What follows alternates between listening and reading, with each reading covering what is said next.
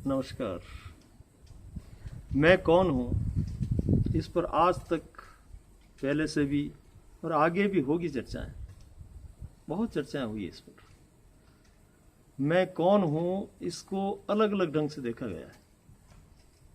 यदि हम व्यवहारिक रूप से देखें तो शास्त्रीय ढंग जो बताया हुआ उसमें फर्क नजर आएगा। व्यवहारिक ढंग में हम बहुत बार कहते हैं कि मैं क्रोधी हूँ, मैं लोभी हूँ, मैं धनवान हूँ, मैं गुरु हूँ, महात्मा हूँ, मैं सम्राट हूँ। इस तरह की अनेक बातें ये मैं बोलता है।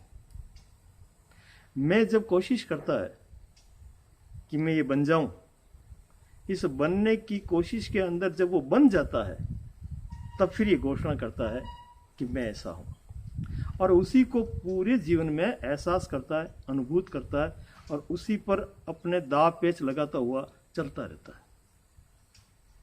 एक तो मैं कौन हूं इस पर सोचने का ये ढंग, व्यवहारिक ढंग। अब अपन आते हैं शास्त्रों में इसकी क्या क्या उद्घोषणा की गई है, क्या क्या परिकल्पनाएं हैं, उस पर हम विचार करते हैं। तो शास्त्रों में बहुत सी बातें ऐसी डाल दी गई है, अनुमानित, काल्पनिक, जिसका हमें कोई एहसास नहीं है, हम उसके बारे में जानते भी नहीं हैं, लेकिन मान लेते हैं और मान करके वैसा करने की कोशिश करते हैं, पर वो सत्ता नहीं है, क्योंकि हमें मालूम ही नहीं है, थोपी गई बात है और हम स्वीकार भी कर लेते हैं उसको बिना ही जाने। तो शास्त्र कहता है कि भाई तुम आत्मा हो, और वो तो यहां तक कह देता है कि तुम ब्रह्म हो, भगवान हो, ईश्वर हो। अब ये परिकल्पना है, लेकिन अगर सही देखा जाए तो जो हम जी रहे हैं जीवन में वो सब कुछ है।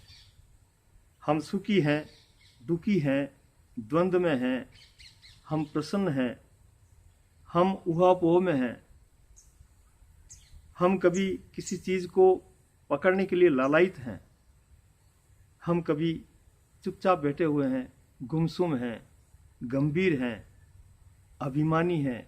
ये जितनी भी बातें आती है इसको हम महसूस कर रहे हैं, और महसूस जो किया जा रहा जीवन में वो मैं के प्रति ज्यादा सत्य है, न कि माना हुआ। इसलिए पहले ये जो मैं चल रहा है हमारे जीवन के साथ साथ, इस पर निगरानी रख करके, इसका अवलोकन करके इसको पहचानना होगा। इसको बिना पहचाने सिर्फ हम मान्यता में गिर करके मान लेंगे कि मैं आत्मा हूं, मैं ब्रह्म हूं, मैं ईश्वर हूं, मैं महान हूं, ये सब उलझुल बातें हैं, इससे काम नहीं होगा।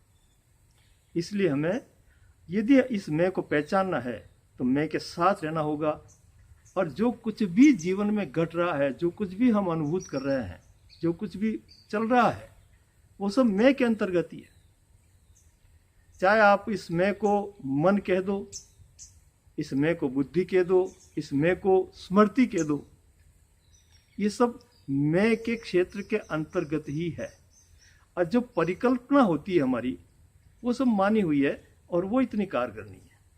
इसलिए मेरा तो निवेदन यह है कि पहले हम जहाँ खड़े हैं, जिसमें जी रहे हैं, जिसमें चल रहे हैं, जिसको अनुभूत कर रहे हैं, महसूस कर रहे हैं, प्रयास कर रहे हैं, उस मैं को पहले पहचानो। धन्यवाद।